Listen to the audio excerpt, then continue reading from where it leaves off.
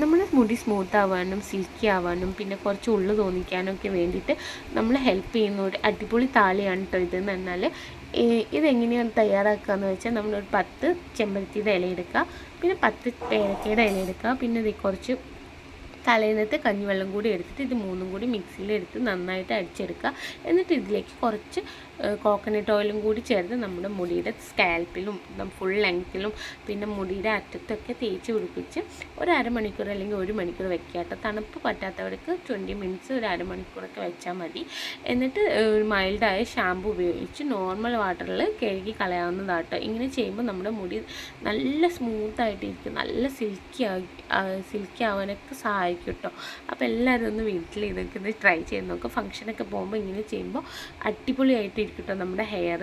അപ്പോൾ ഇതേപോലുള്ള വീഡിയോസിനൊക്കെ വേണ്ടി എൻ്റെ ചാനലൊക്കെ ഒന്ന് കയറി മറക്കാതെ സബ്സ്ക്രൈബ് ചെയ്യുക, സപ്പോർട്ട് ചെയ്യുക.